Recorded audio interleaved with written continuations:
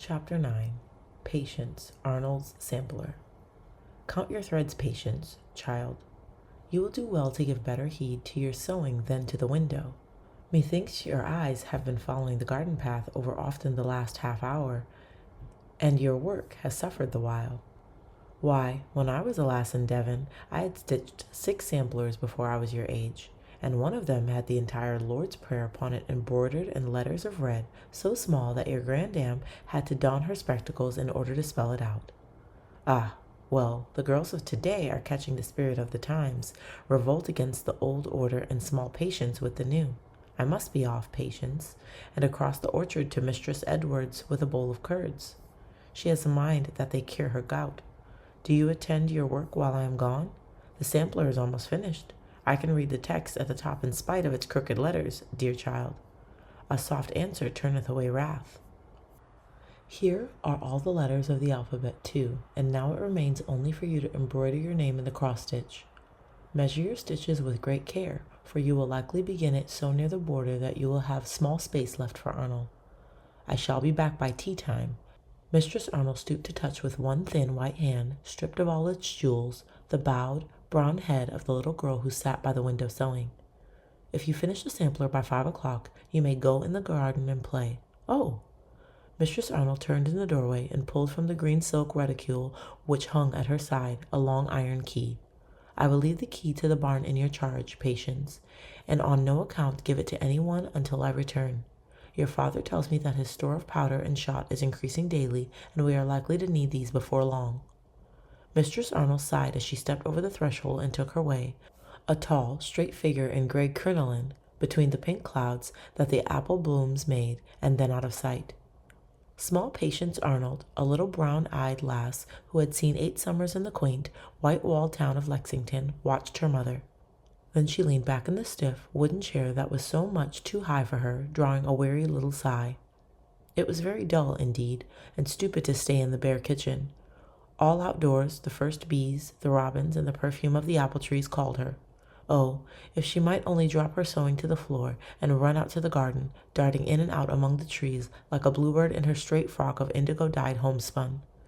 If she might only sing in her sweet clear voice, above the hum of bees and birds, the songs that her mother knew, the songs of merry old England where everyone was happy and everything was gay.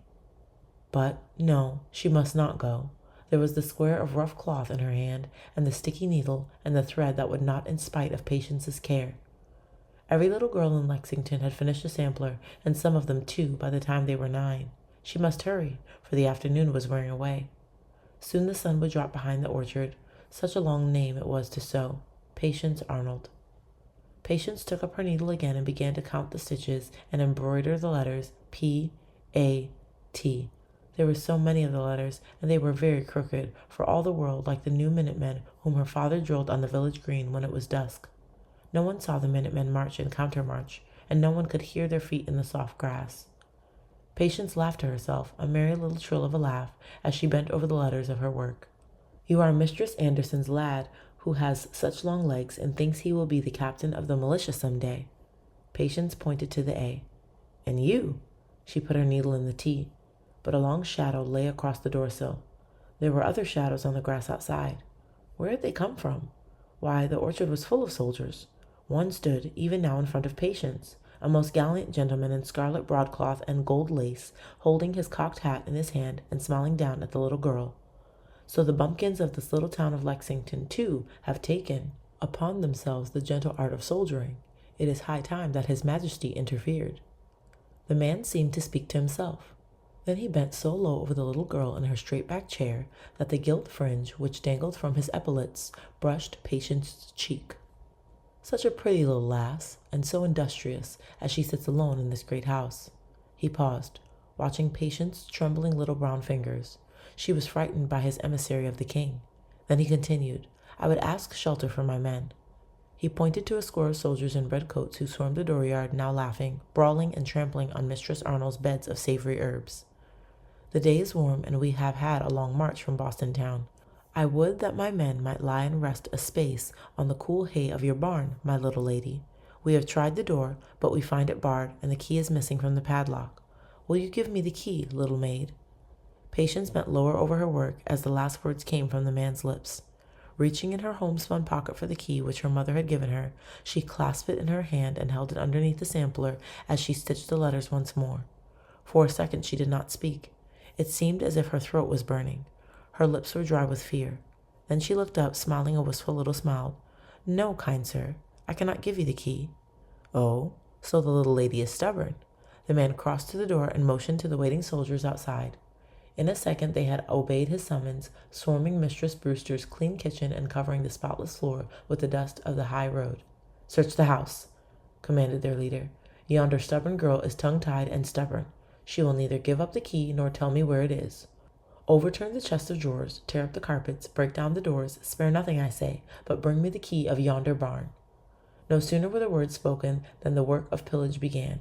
Sounds of doors and hinges wrenched from their places, the tramp of rough boots on the floor above her head, the rattle of chests told the frightened little Patience that the work of searching the house had begun. It seemed to her that the key would burn its way straight through her palm, so hot it was. Her hands trembled and her eyes filled with tears so that she could scarcely see her needle. But still she stitched, never leaving her chair nor lifting her white little face. The soldier who had given the command remained in the kitchen, pacing restlessly up and down, his arms folded and a frown deepening on his forehead. P-A-T-I-E-N. Patience was nearing the edge of the sampler, and it was with difficulty that she stitched because of the key that lay underneath the cloth. The letters were, indeed, crooked and straggling, and lacking the precision of even those that spelled the text. There was no sound in the room now, save the ticking of a tall clock and the tread of the soldier's feet. Suddenly the soldier in command stopped in front of Patience's chair and laid a heavy hand on her little bare brown arm. He spoke, and the words were full of anger. "Enough of this nonsense. Give me the key, I say. I will have it." Patience slipped out of her chair and down to the floor, holding her sampler, covering the hidden key, as high as the man's eyes. He loosened his grasp upon her arm, looking at her in wonder. Such a little lass, in her straight blue frock, and not as tall as his own little girl in England. She had the same soft eyes, though, and the same low, sweet voice. "I would gladly give you what you wish, sir," she began bravely, "but I promised my mother I would deliver the key to no one until she returned. Look!" She held the sampler still higher. "I am stitching my name. Is it not a stupid task on such a pretty day?" "A soft answer turneth away wrath." The man read the text at the top of the sampler. Then he looked out of the window and farther than the apple trees. "It is indeed neatly stitched, little lass," he said. "My own Elizabeth is even now making her sampler and wetting it with tears until I return to her overseas." He gave a quick command to his men, who filed down the stairs, empty-handed, and into the garden. Then he raised his hat in salute and followed them as they marched slowly down the road and farther than Patience could see. "My little girl, my Patience, are you safe?" It was Mistress Arnold who ran across the orchard and into the kitchen, clasping the trembling little lass in her arms. "We saw the redcoats from Mistress Brewster's window and knew that they had been here, but you are unharmed. And the guns, the powder?" "I spoiled my sampler, mother." Patience gave a sobbing laugh as she held up her work with the crookedly stitched ending and the unfinished name. "It is as you feared. I started my name too near the border, and there is no room to finish it, but—" She held out the precious bit of iron. "Here is the key."